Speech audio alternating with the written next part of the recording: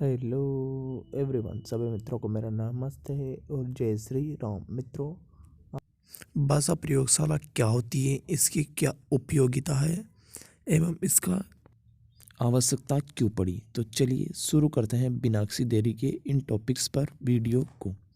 सबसे पहले आपको लिखना है इसके बारे में कि इसकी ये क्या होती है। जो भाषा प्रयोगशाला है ये क्या होती है, इसके बारे में लिखेंगे आप। अमेरिका विश्वविद्यालयों में सन 1966 में एक शैक्षिक तकनीक की स्थापना की गई। सर्वप्रथम भाषा प्रयोगशाला का निर्माण किया गया। इस परिषद ने शिक्षा के क्षेत्र में विभिन्न वैज्ञानिक उपकरणों के प्रयोग की उपयोगिता को स्पष्ट किया और अपने व्यापक प्रयोग पर बल दिया। भाषा प्रयोगशाला अपनी व्यापक दृष्टि के लिए आधारित है। इसको सुनिश्चित करने के लिए आधुनिक प्रयास है। तो पहला आधुनिक प्रयास या इसके बारे में लिखेंगे आप कि भाषा प्रयोगशाला क्या है। रमन बिहारी लाल ने भाषा प्रयोगशाला का अर्थ इस प्रकार से प्रकट किया है कि भाषा प्रयोगशाला भाषा कक्ष से निम्न प्रकार भिन्न होती है। छात्र के बैठने के लिए प्रत्येक मेज की आवश्यकता होती है।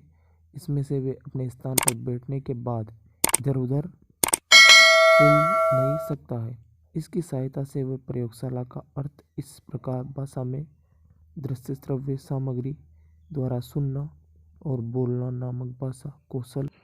इन भाषा प्रयोगशालाओं में लगभग 20 या 25 प्रकोष्ठ बने होते हैं, जहां वह बैठकर भाषा के आदर्श रूप को रिकॉर्ड टेप रिकॉर्डर नामक सामग्री द्वारा सुन सकता है। ये रिकॉर्ड भाषा संबंधी रिकॉर्ड कहलाते हैं। प्रत्येक प्रकोष्ठ में टेप रिकॉर्डर व 2 चैनल युक्त होते हैं। निरंजन कुमार सिंह के अनुसार भाषा प्रयोगशाला का अर्थ इस प्रकार है कि टेप रिकॉर्डर युक्ति का ही एक विकसित रूप है। भाषा प्रयोगशाला जिसका प्रयोग अमेरिका में बहुत हुआ और उसके बाद अन्य देशों में इसका प्रचार बढ़ रहा है। इसमें अनेक बूथ होते हैं और प्रत्येक बूथ में टेप या टेप रिकॉर्डर होता है। इस प्रकार भाषा प्रयोगशाला विद्युत की सहायता से नियंत्रित एक कक्ष होता है, जिसमें छात्र एक साथ बैठकर भाषा सीखते हैं। इसके पश्चात आप लिखेंगे भाषा प्रयोगशाला की आवश्यकता या भाषा प्रयोगशाला की आवश्यकता क्यों पड़ी। इसके जो कारण है उन कारणों को लिखेंगे।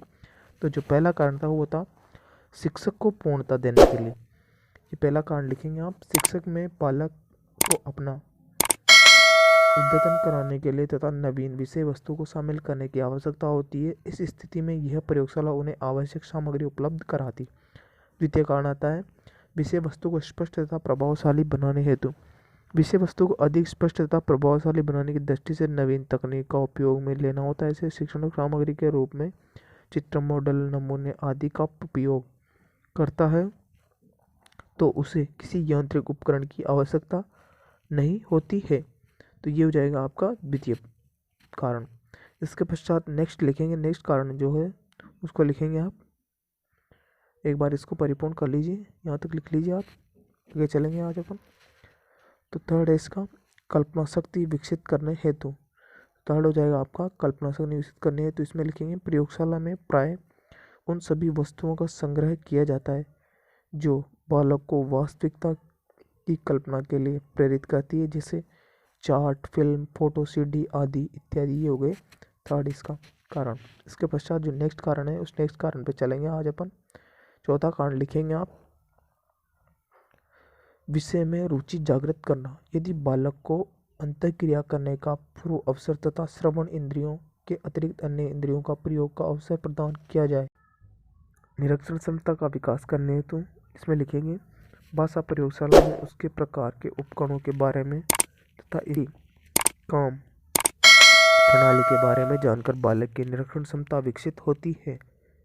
इसके पश्चात नेक्स्ट है उसको लिखेंगे आप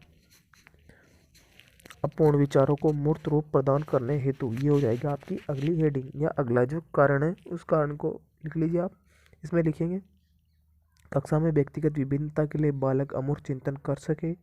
यह भी जरूरी नहीं कि विषय वस्तु को अधिक स्पष्ट करने के लिए उसे मूर्त रूप प्रदान किया जाना चाहिए, और उसके लिए शिक्षक अपने विचारों को प्रस्तुत करते समय सहायक सामग्री का अधिक प्रयोग करे तथा उसे भाषा प्रयोगशाला रूप में ही प्रदान करे। तो इस प्रकार से इसके पश्चात जो नेक्स्ट जो आपका कारण होगा उस कारण को लिखेंगे आप। नेक्स्ट है सहायक सामग्री के संरक्षण हेतु। इसमें लिखेगा अपनी अभिव्यक्ति को स्पष्ट करने के लिए शिक्षक सहायक सामग्री का प्रयोग करता है और भाषा प्रयोगशाला में सहायक सामग्रियों को संग्रहित किया जाता है। जब इन सामग्रियों की आवश्यकता पड़ती है तब इनका प्रयोग किया जाता है। अतः उपयुक्त वर्णित बिंदुओं के आधार पर यह कहा जा सकता है कि भाषा शिक्षण में भाषा प्रयोगशाला की अति आवश्यकता है। इसके पश्चात जो आपके लिए हेडिंग होगी वो हो जाएगा भाषा प्रयोगशाला का महत्व एवं उसकी उपयोगिता। तो इसकी उपयोगिता और महत्व में लिखेंगे आप। भाषा प्रयोगशाला में एक विषय कक्ष होता है जो विविध दृश्य श्रव्य उपकरणों को युक्त होता है। एक सामान्य कक्ष की अपेक्षा भाषा प्रयोगशाला से शिक्षार्थी अधिक सक्रियता तथा रुचि के साथ भाग लेता है, जिससे कि भाषा प्रयोगशाला के पाठ उसके लिए अधिक प्रभावकारी सिद्ध होते हैं। इसके जो महत्वपूर्ण बिंदु है उनको निम्नलिखित रूप से लिखेंगे। तो पहला जो इसकी उपयोगिता और महत्व का जो बिंदु है वो है भाषा प्रयोगशाला में शिक्षक की भूमिका परोक्ष होती है। इस प्रकार छात्र भय, उदासीनता आदि का कोई मनोलैंगिक को प्रभाव नहीं पड़ता है। भाषा प्रयोगशाला के पाठ स्वयं में पूर्ण तथा स्व आश्रित होते हैं। थर्ड है भाषा प्रयोगशाला में शिक्षण की प्रक्रिया उभयोन्मुखी रहती है, जिससे कि भाषा व्यवहार के अभ्यास में अवसर अधिक प्रभाव होते हैं। फोर्थ है भाषा प्रयोगशाला में शिक्षार्थी अन्य शिक्षार्थियों के अध्ययन में बाधा डाले बिना स्वगति के आधार पर अपना अध्ययन कर सकता है। फिफ्थ है इसका भाषा प्रयोगशाला में छात्र को बिना बताए उसके कार्य का अभ्यास को यांत्रिक प्रक्रिया के सहज ही मुक्ति पा सकता है। इस प्रकार से ये हो जाएंगे इसकी महत्व या उपयोगिता के बिंदु। मित्रों, आशा करता हूँ कि आपको वीडियो अच्छा लगा होगा, तो प्लीज़ वीडियो को लाइक करें, शेयर करें और चैनल को सब्सक्राइब करना ना भूलें।